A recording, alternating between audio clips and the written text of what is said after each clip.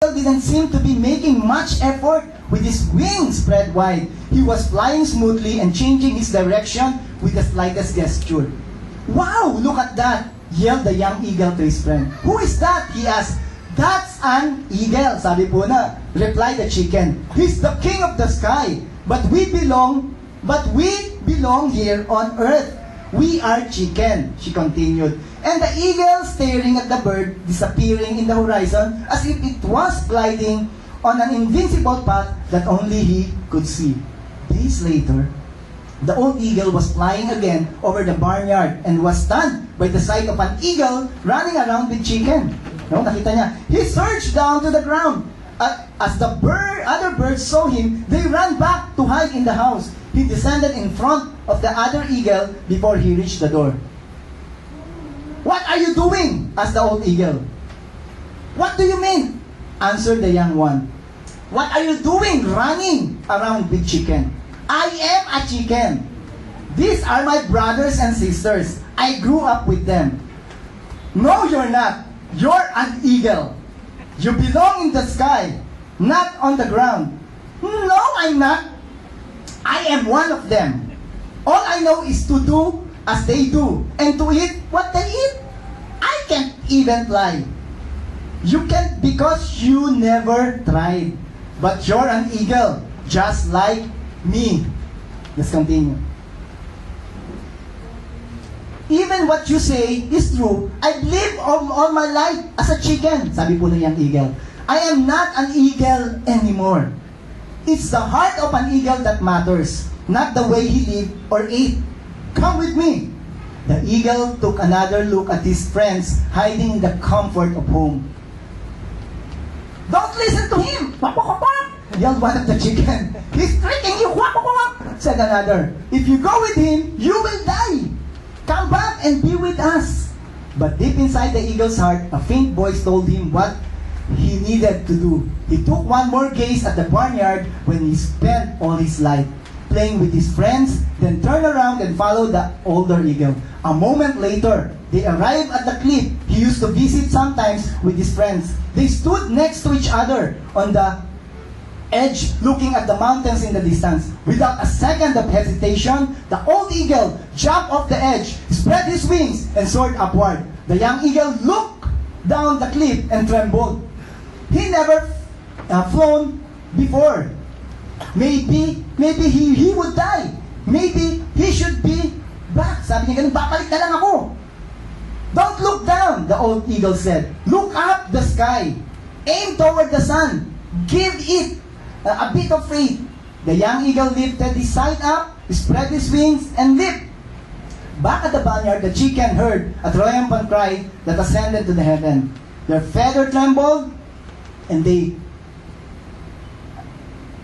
look at each other without exchange of word. They knew they will miss their brother a lot. They know he might visit someday and tell them how it felt to fly. And they will gather around to hear his stories about the lands he visited. But for the time being, they would keep doing what they did, living as chicken. Chicken mo sila kasi. Pero eagle ka, tutira ka sa chicken, iba po yun. And as you know Christ, ang tawag sa'yo ni Christ, hindi ka chicken. You are an eagle. May mga eagles po ba rito? Wak, wak, wak, wak! Hindi po ba tayo? We will soar. Amen? Mga eagles po ba yung kasama ko dito? Let's soar as an eagle. Amen, kapatid? Maganda pong kwento. Two sides of the story. Saan ka? Ang tanong, decision mo yan kung saan ka. Pwede ka manatili. Pwede ka makinig sa mga paligid mong sabihin, wala ka ng pag-asa. Or, pwede kang masabihin mo, hindi, meron pang pag-asa. Tuloy mo natin ang story. I hope na meron po tayong natutunan ngayon doon sa bagay na yun. Knowing Christ will transform you. That's why kung chicken ka dati, nakilala mo, ay, kilala ko na si Kristo, tinanggap ko siya bilang Panginoon, tagapagligtas. Hindi pala ako talaga chicken. No? Ako'y eagle. So bilang eagle, there will be transformation in your life as you know Him. 2 Corinthians 5:17 says, what this means is that those who become Christians become new persons. Those who receive Christ, those who are in Christ, becomes new person. They are not the same anymore. Hindi sila utak chicken. Hindi po sila kwak-kwak chicken. Amen? The old life is gone. A new life has begun. Amen? Another verse. 3 things po ito na benefits sa mga kinikilala si Kristo. Nakilalanin mo na. Knowing God, verse 6 and 2 Peter 1. Knowing God leads to self-control. Self-control leads to patience and endurance. So ano po ito mga to? Character. As you know God, may binabago sa character mo. Self-control. Patient endurance. Ano po? Godliness. Godliness to love for other Christians. And finally, you will grow to have genuine love for everybody. Not just Christian. Una, godliness leads to love for another Christian. And as you grow, because you know Christ, with self-control, patient endurance, godliness, you will love, genuine love for everybody, the agape love. The more you grow like this, the more you will become productive and useful in your knowledge of our Lord Jesus Christ. Si Peter, dating mayabang, naging humble. Yung sumulat niyan, ang yabang po noon. Pero nakilala niya si Kristo, salamat Panginoon, binago po. Si John, kilala mo si John the Beloved? Amen. Tingnan natin kay John the Beloved, Beloved ang tawag, ganun. Pero alam niyo po ba, gusto magpaulan ng kidlat noon sa mga ayaw tumanggap kay Kristo? Panginoon, ayaw kong tanggapin tawagin ko na yung kidlat. Tawag sa kanya, Son of Thunder Amen? Pero dito huli, tingnan niyo po, basahin niyo po yung letter ni John, puro love ngayon ang tinuturo niyo. At tingnan natin si Paul, mamamatay po ng mga Kristiyano. Amen? Pero ngayon, willing to die for Christ. Why? Kasi nung nakilala nila si Kristo, nabago sila. Yun po yun Automatic mangyayari sa atin yan. Lahat po tayo binago rito nung kilala na si Kristo. Kaya kilalanin pa ho natin. Knowing God leads, the more you grow like this, the more you will become productive and useful in your knowledge of our Lord Jesus Christ. I'll end, mga ilang slides na lang ito, and we'll end this. Philippians 1:21. Kaya sabi ni Paul, Christ means everything to me in this life. Dati po, religion ang pinaka-meaningful sa kanya. Hindi, paglalaban ko, magpapakamatay, papatay ako para sa reliyon ko. Marami pong ganun ngayon sa reliyon. Pero nakilala niya si Kristo, hindi pala reliyon. Sabi niya, si Kristo is everything to me. When I die, I will have even more because I will see Him.